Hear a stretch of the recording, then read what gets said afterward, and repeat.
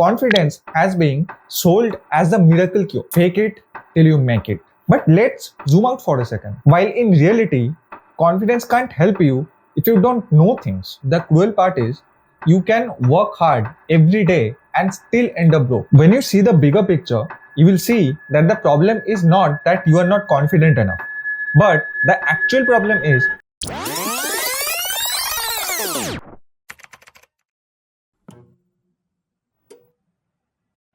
how many times have you walked into an interview, tried to be confident, and yet didn't get the job? How many times did you pitch your startup to an investor only to be rejected? I know that you have been taught your entire life that confidence is the key to a better life. Teachers, self-help books, and online gurus. Everyone keeps hammering it in. Just be confident. Fake it till you make it. But let's zoom out for a second. When you see the bigger picture, you will see that the problem is not that you are not confident enough, but the actual problem is that confidence has been sold as the miracle cure. While in reality, confidence can't help you if you don't know things. In fact, if followed blindly, it can make things even worse. No, I'm not making it up. According to business psychologist Thomas Coma-Media, you have actually got a better shot at success if you are a little unsure than if you are way too confident. Sounds strange, right? But it actually makes sense. When you're not too confident, you check your work, you prepare more, and you don't fool yourself. On the other hand, people who are way too consumed by their own myth often walk straight into mistakes because they think that they can't be wrong. Also, confidence can't exist in vacuum. True confidence comes from clarity, and clarity comes from something that they don't teach us in the school. Indian schools are not designed to build confidence. Instead, they are designed to force obedience. Follow instructions, don't ask questions, do what you're told, and stay in line. But real life doesn't follow a syllabus, and those rules were built for a different era that no longer exists. Today, familiar is already outdated. You need to think for yourself to make the right choice at the right time. If you can't do that, you fall behind, and relying on fake confidence, it can backfire. Suppose you are at a job interview. You have told yourself all morning, just be confident, hold eye contact, and have a strong handshake.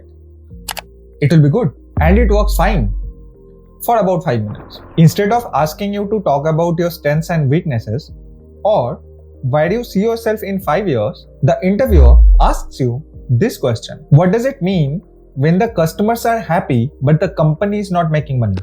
And that's it. Your confidence goes out of the window. How do you tackle that? Simple. You practice critical thinking. You start breaking it down. Happier customers but less money? Maybe the pricing is too low. There can be mismanagement. Maybe you are not accommodating the high value customers as much as the smaller ones. As a result, you have more positive reviews instead of more money. Once you start doing that, you will find problems that are worth solving. Just think for a moment. The market is shared, and hundreds of thousands of people are working towards the same goals that you have. The same salary, the same house, the same lifestyle. The only difference is that they had started years before you, and they are working much harder. So what's your edge? What makes you more deserving than the other guy? Don't worry, there's a gap.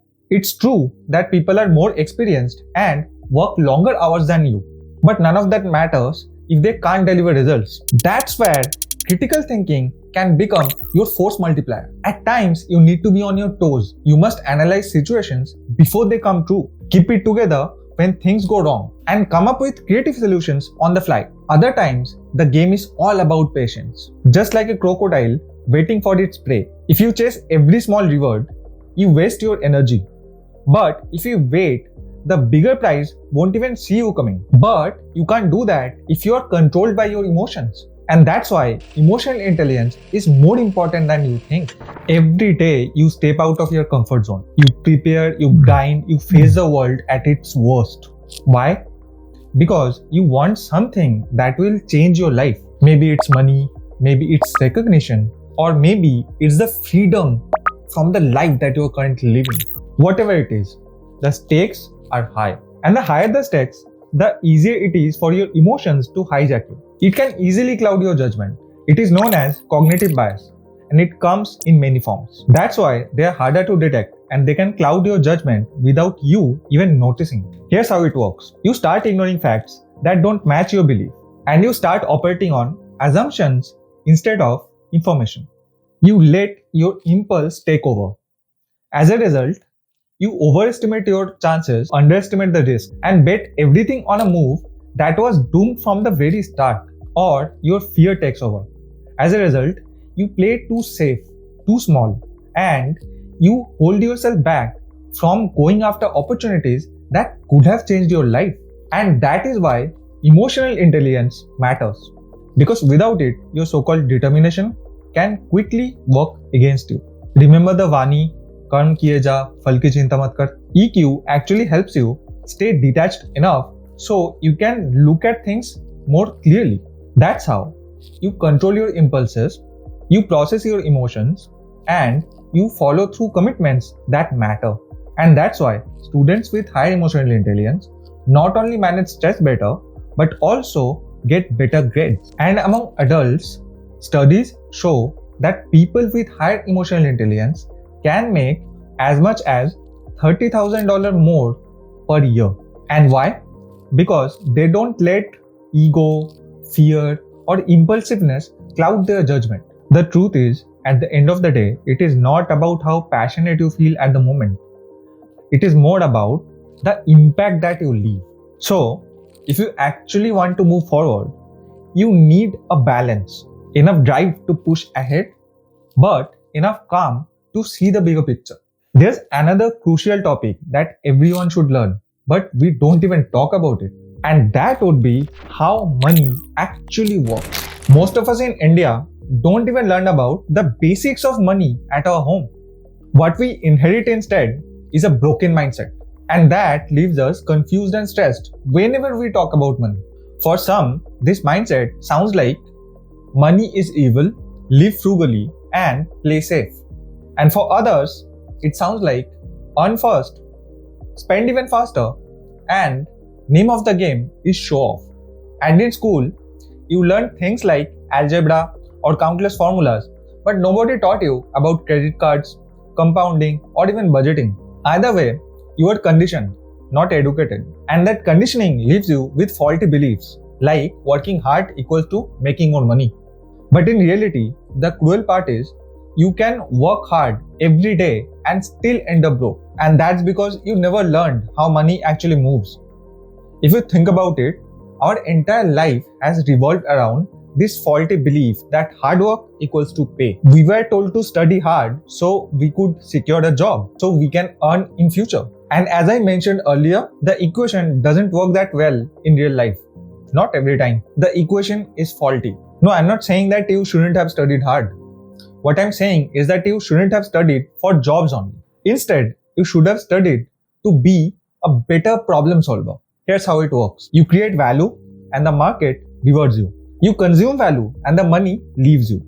Whenever you have money problem, it means you're consuming more value than you are actually producing, while it should be the other way around. But if you focus on creating a system where you can provide more value to a large scale of people, money flows in without you even chasing it. And having this core understanding is quite essential. When you stop seeing money as a mysterious force that controls your every move, the anxiety drops. You take better calls. You stop buying things just to feel good at the moment. You stop panicking when you think your salary is not as good as it should be. Because now you can start skill stacking to produce more value at the same hours. And slowly, money stops being your master. Instead, it becomes just a tool. If you're still watching, remember this. Confidence is not the starting point. It's the outcome.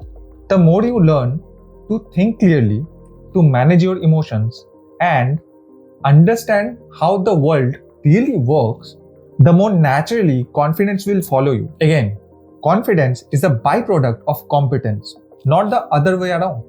So, anyone trying to sell you a shortcut is trying to con you. Real confidence is built, not borrowed or purchased.